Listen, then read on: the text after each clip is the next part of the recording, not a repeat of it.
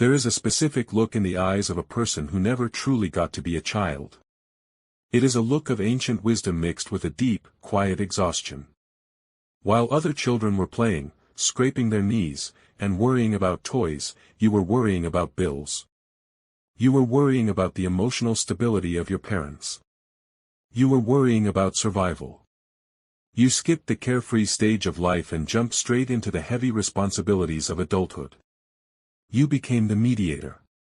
You became the caregiver. You became the rock that the adults in your life leaned on, even though you were just a small, fragile being yourself. If you are watching this, you probably don't remember a time when you weren't responsible. You don't remember a time when you felt completely safe to just let go and be messy. People have always told you, you are so mature for your age. You are an old soul. You are so strong. And while those words were meant as compliments, they often felt like heavy stones being added to your backpack. They weren't just compliments, they were expectations. They were the world telling you that you were not allowed to be weak. You were not allowed to need help. You had to be the adult, because the real adults in the room had vacated their posts. Growing up fast is a trauma. Psychology calls it parentification. It is the theft of innocence. But spirituality calls it the forging. While it is true that you lost your childhood, it is also true that you gained something else. You gained a set of rare, powerful, and almost supernatural traits that the average person will never possess. You developed a radar for truth. You developed a capacity for endurance that is ironclad. You developed a depth of soul that allows you to understand the darkest corners of the human experience. Today, we are going to honor your journey. We are going to explore the unique psychology and spirituality of the adult child. We are going to uncover the hidden traits that define you, not as a victim of your past, but as a master of your present. By the end of this message, you will look at your history differently. You will see that the fire you walked through did not burn you up, it turned you into gold. Trait number 1, the architecture of hyperresponsibility. The first and most defining trait of those who grew up fast is a towering sense of hyperresponsibility. For most people, responsibility is something they learn gradually. They learn to tie their shoes, then do their homework, then hold a job. But for you, responsibility was not a lesson, it was an atmosphere. It was the air you breathed. You learned, very early on, that if you didn't do it, it wouldn't get done. If you didn't check the locks, the door would stay open. If you didn't manage the emotions in the room, the anger would explode. If you didn't care for your siblings, or even your parents, the family unit would collapse. This wired your brain differently. It created a vigilant nervous system. Even now, years or decades later, you find it impossible to turn off. You are the person who notices everything. You notice when the mood in a room shifts. You notice when a glass is placed too close to the edge of a table. You notice when a friend is pulling away before they even realize it themselves. You are constantly scanning your environment for threats, and constantly scanning your relationships for needs. This makes you incredibly reliable. You are the person everyone calls in a crisis because you don't panic. You have been handling crises since you were 7 years old. To others, a flat tire or a broken heart is a disaster. To you, it is just Tuesday. You go into fix-it mode instantly. But the shadow side of this trait is a heavy burden. You often feel responsible for things that are not yours to carry. You feel responsible for other people's happiness. You feel responsible for other people's mistakes. If someone you love is sad, you feel like you failed. If a project at work goes wrong, even if it wasn't your department, you stay up all night trying to solve it. You have internalized the belief that, I am the keeper of the world. This trait makes you a magnificent leader, a compassionate parent, and a fiercely loyal friend. But it also makes you tired. Deeply, spiritually tired. You struggle to differentiate between caring and carrying. You carry the weight of the world because, for a long time, the world actually was on your shoulders. But part of your evolution now is learning that you can put the weight down. The sky will not fall if you rest. The world will keep spinning if you take a nap. You developed this trait to survive a chaotic environment, but now, you can use it to build a stable empire. You are a builder. You are a protector. But you must remember to protect yourself first. Trait number 2, the lost language of play. The second trait is a subtle but profound sense of disconnection from playfulness. Have you ever been at a party, or a social gathering, where everyone is laughing, dancing, and being silly, and you feel like you are watching from behind a glass wall? You want to join in. You want to let go. But there is a stiffness in your spirit that won't let you. People who grew up fast often skip the developmental stage of unstructured play. Play requires safety. A child can only play when they know that someone else is watching the door. A child can only get lost in imagination when they know that their basic needs for food, safety, and emotional regulation are being met by a caregiver. But you were watching the door.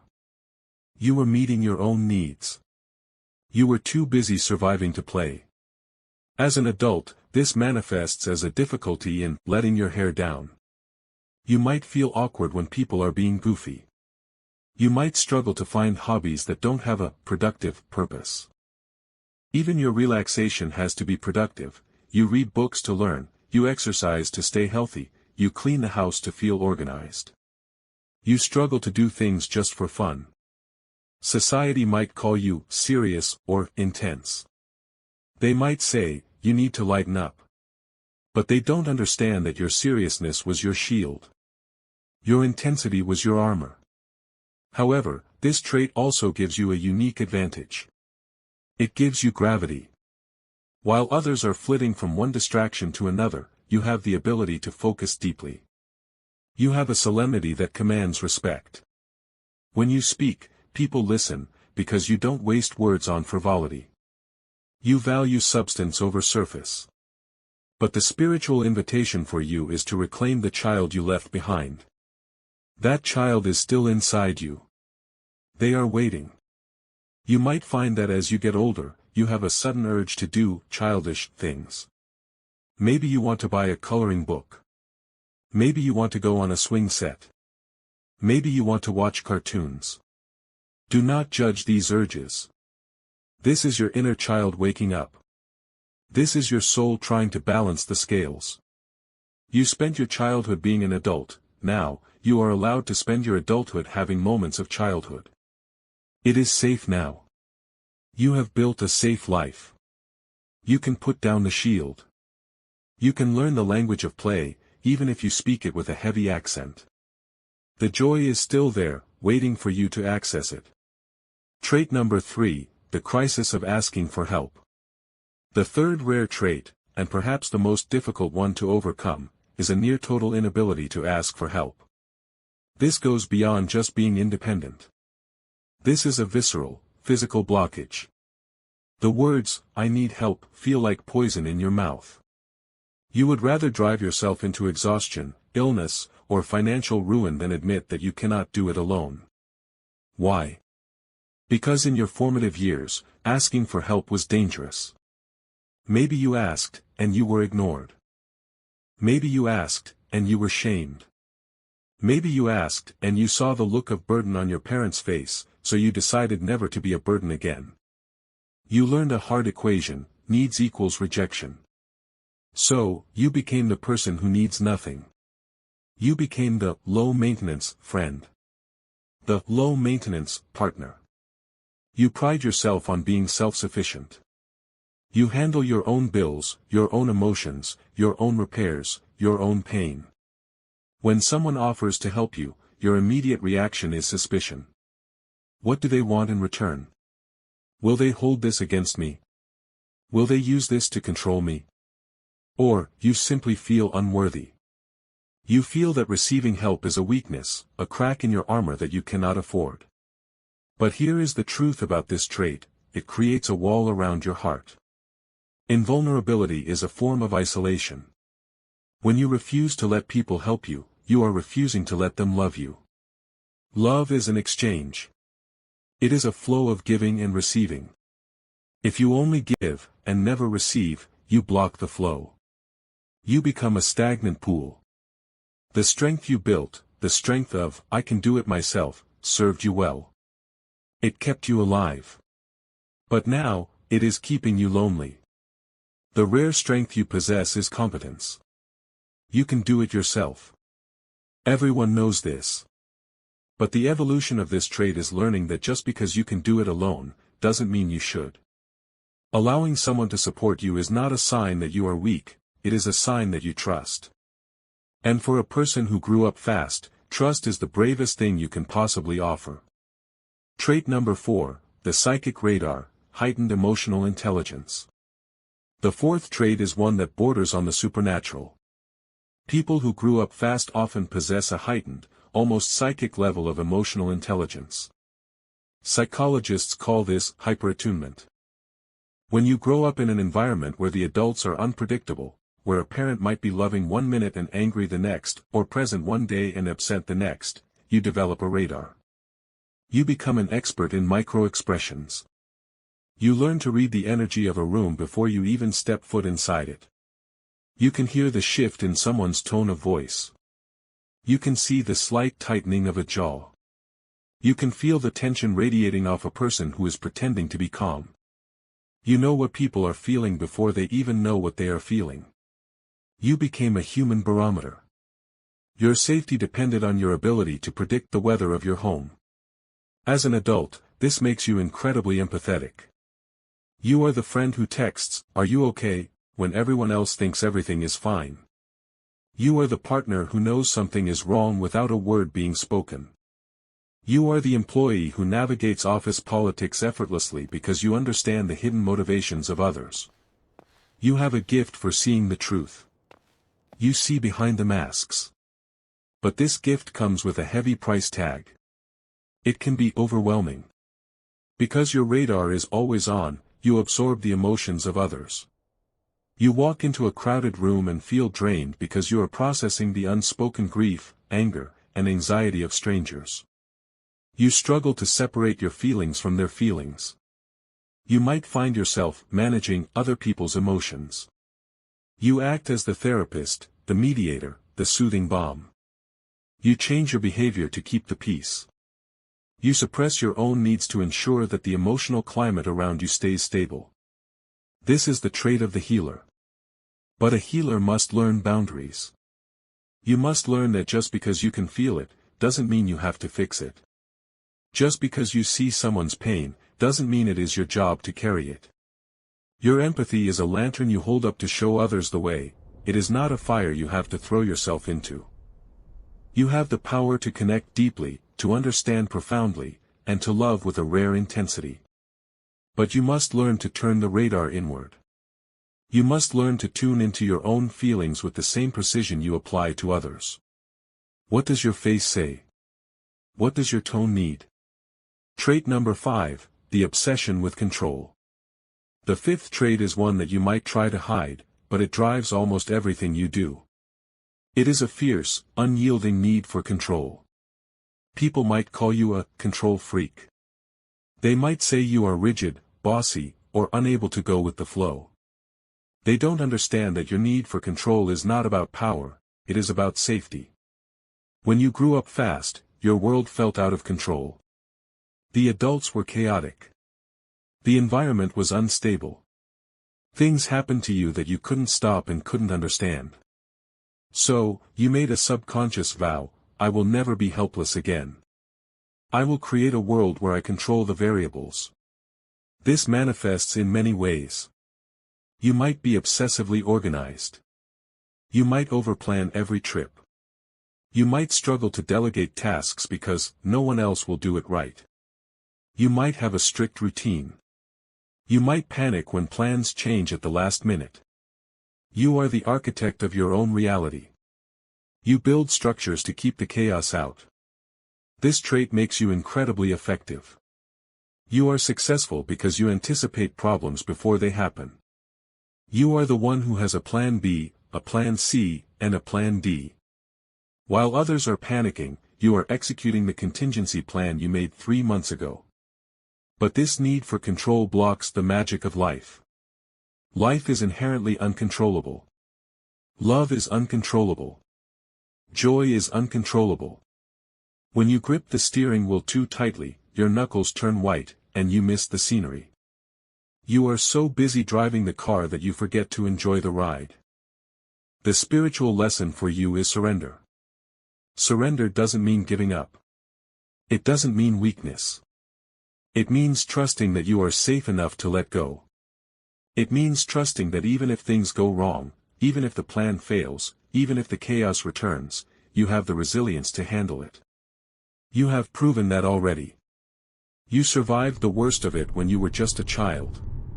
You can certainly survive a change of plans now. You built the fortress of control to protect a vulnerable child. But that child is an adult now. You are safe. You can loosen your grip. You can let the universe drive for a while. Trait number 6, the seeker of substance. The sixth trait is a profound hunger for substance and depth. People who grew up fast have no patience for the superficial. You have seen the raw machinery of life. You have dealt with heavy topics, money, addiction, divorce, survival, at an age when you should have been dealing with cartoons. Because of this, you find it hard to engage in small talk. You don't care about the weather. You don't care about celebrity gossip. You don't care about the latest trends. These things feel like fluff to you. Part 9. You want to talk about life. You want to talk about death. You want to talk about why we are here, what love means, and how to heal. You crave authenticity. This can make you feel lonely. You might look around at your peers and feel like an alien. They are happy skating on the surface, but you are a diver. You want to go to the bottom of the ocean. You might struggle to make friends because you come on too strong or too deep too quickly. You skip the polite introductions and go straight for the soul. But this trait is your magnet. It repels the people who are not meant for you, the ones who want to stay asleep, and it attracts the other deep divers. It attracts the other old souls. You are a seeker of truth. You are not satisfied with the illusions that society sells. You question things. You analyze things. You look for the meaning behind the suffering. This trait is what led you to this video. It is what leads you to books, to philosophy, to spirituality. You are trying to make sense of your story. You are trying to weave the threads of your pain into a tapestry of wisdom. And you are succeeding. Your depth is what makes you a safe harbor for others. When people are going through a real crisis, they don't go to their superficial friends. They come to you. Because they know you won't be afraid of the dark. They know you have been there, and you have a map. Trait number 7, the crushing weight of perfectionism. The seventh and final trait is the shadow that often walks beside high achievers, perfectionism. If you grew up fast, you likely learned that mistakes were dangerous. If you forgot to do something, there were consequences. If you weren't perfect, you weren't seen. Or worse, if you weren't perfect, you were criticized. You learned to equate your worth with your performance. So, you became the A student. You became the model employee. You became the flawless partner. You polish everything you do until it shines, terrified that a single smudge will reveal your inadequacy. You hold yourself to a standard that you would never apply to anyone else. You are your own harshest critic. When you make a mistake, you don't just feel guilt, you feel shame. You feel like a failure at your core. This perfectionism drives you to achieve great things. You are likely successful in your field. You are reliable. You produce quality. But inside, you are exhausted.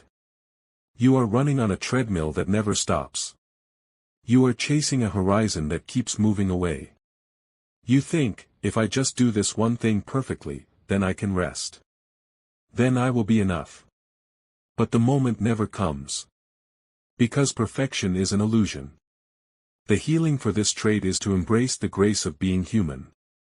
You were forced to be superhuman as a child. You were expected to have the emotional regulation of an adult when you were 5. That was unfair. It was impossible. Now, you get to be messy. You get to be flawed. You get to leave the dishes in the sink.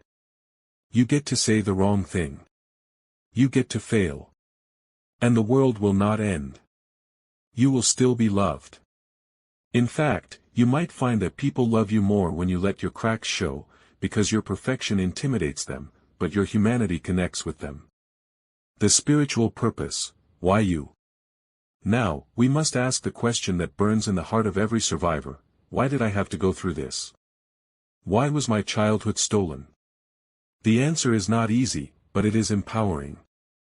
You went through it because you are an alchemist. An alchemist is someone who can turn lead into gold. You were given the heavy, dark lead of trauma, neglect, and responsibility. And through your resilience, through your empathy, through your sheer will to survive, you have transmuted it into the gold of wisdom. You are a cycle breaker. Look at your family line. Look at the generations before you. You likely see a long chain of trauma, addiction, silence, or abuse. The pain was passed down like a family heirloom, from parent to child, over and over again. Until it got to you. You are the one who said, "It stops with me." You are the one doing the work. You are the one going to therapy, reading the books, watching the videos, and healing the wounds. You absorb the shock waves of generations so that your children, or the people you influence, would not have to. This is a sacred mission. It is the work of a warrior soul. You grew up fast so that you could become strong enough to break the chains. You were forged in the fire so that you could become unbreakable. The traits you possess, the empathy, the intuition, the resilience, the depth, these are your weapons. They are the tools you use to navigate the world and to help others. You are not a victim of your story, you are the hero of it. The solution: reclaiming your timeline. So, how do you heal? How do you balance these traits so they serve you instead of draining you? You must engage in reparenting. Since you didn't have the parent you needed back then, you must become that parent to yourself now. When you are tired, be the gentle mother who says, "It's okay to rest." When you are scared, be the protective father who says, "I've got you. You are safe." When you want to play, be the permissive caregiver who buys the ice cream and watches the sunset. You can give yourself the childhood you missed. You can buy the toys. You can take the trips.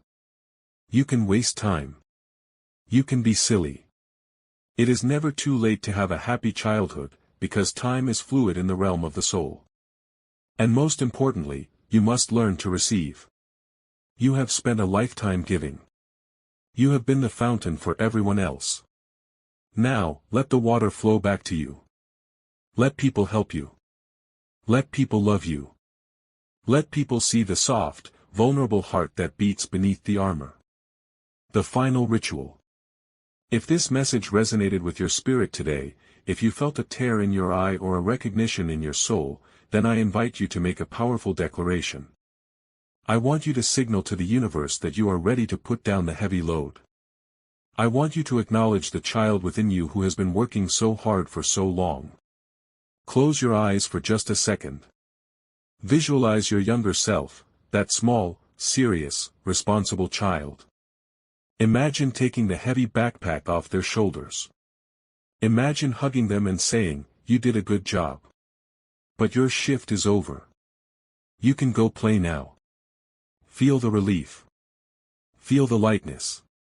And to seal this intention, go to the comments below and write these simple words.